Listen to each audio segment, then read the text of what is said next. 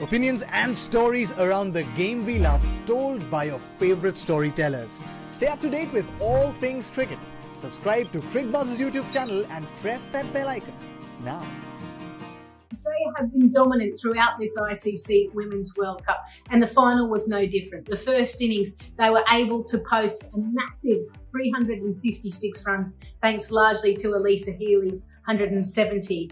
The second innings was a little bit hard going, simply because Nat Siver was able to fight hard.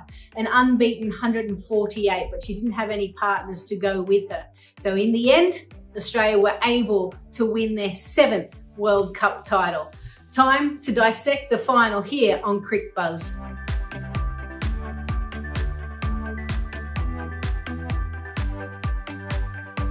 It came as a bit of a shock to some that were watching the game that England would win the toss and opt to put Australia in. We know that runs on the board in finals certainly count, and England would have been hoping for some early wickets.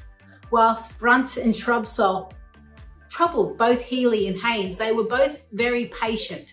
And the fact that they were able to again weather the storm and be able to soak up all of the pressure just showed you the maturity of both of the players. The opening partnership of 160 lay the platform once again for Australia. And the fact that Healy was this time able to stay in and really cash in 170 off 138 balls, 24 fours, no sixes, but she absolutely made a meal of the English bowlers. Haynes finished on 68 to complete a wonderful campaign by her. Beth Mooney elevated to that number 3 position, 62 off 47, continued to do what she did.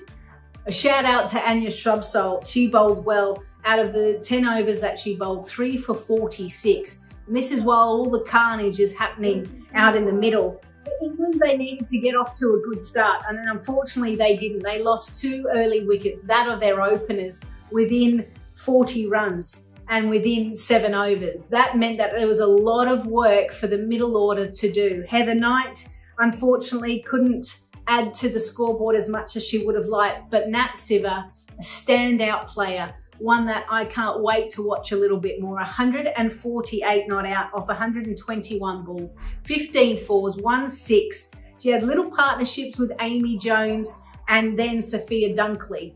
And that you felt once they went, it was all too much for England. But in the end, they did so well because they kept with the required run rate all the way through their innings. And at certain points, they were ahead of Australia at the same point.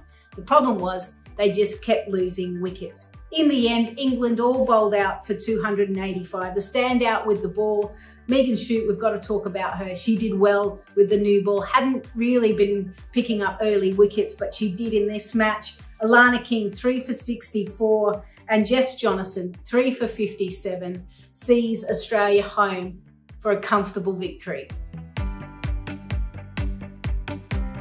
What we learned this tournament is that this Australian side is a special one. I don't know if we'll come across a side that has been so dominant for such a long period of time and been able to take the game to new heights. The fact that they can put on 356 in a final just shows you the skill and the determination of these players. Also, Meg Lanning in her 100th ODI, she sends in Beth Mooney to continue to bat, doesn't go in at number 3. The flexibility of the Australian side, probably a blueprint for other teams to follow. But it's scary. It's scary to think what they're capable of. Best performer of the day has to go to Alyssa Healy. I mean, to back up that 129 against the West Indies in the semi-final and then to peel off 170. The gears that she was able to go through is amazing. The fact that she could move around the crease so much, a hallmark of her innings was her ability to dance down the wicket and go the aerial route. But then she started to play with the bowlers and Heather Knight by moving laterally as well. It's also a World Cup final, and she surpasses Adam Gilchrist on 149 and she gets 170. That just shows you how good an innings it was. Impact player for me, it could be 2 players, couldn't it? It could be Beth Mooney, the 62 off 47 to come in that number 3. You can put her anywhere and Beth Mooney scores runs. But then for me, I mean, maybe because I'm a spinner, Alana King. Firstly, she was able to take a good catch, but she was also able to dismiss Knight, and that was a real defining moment. When you take out the opposition leader, it just sends a message to their dugout camp that you've got them at the moment. She was able to bowl Sophia Dunkley around her legs, and for her, in her first World Cup, to pick up 3 wickets in a final just shows you that she is made for international cricket. Moment of the day, I mean, you could start off with the anthems, the 2 teams singing it with such passion and pride. You could go to Alyssa Healy's 150. You go to Nat Siver's 100, nearly 150. She deserved it. Or you could just go the winning moment. There's something special when that final wicket falls, and the joy and the excitement and relief as well. This group of players have been traveling around a lot. They've given up a lot for this moment, and for it all to come true, nothing quite beats that. Very fortunate enough to be here to see another ICC Women's World Cup, a special one here in New Zealand 2022. We had to wait an extra year to get here, but boy, it was worth the wait. It started off with a bang, West Indies upsetting New Zealand. The round match has finished with one of the most nail-biting finishes I have seen, with South Africa overcoming India, which meant that it stopped them from progressing through to the semi-finals.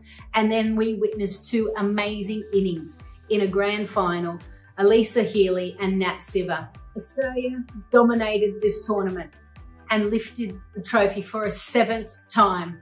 This is a special group of players, and we've been lucky enough to witness what they've done out on the field. I hope you've enjoyed the coverage here on Cricbuzz.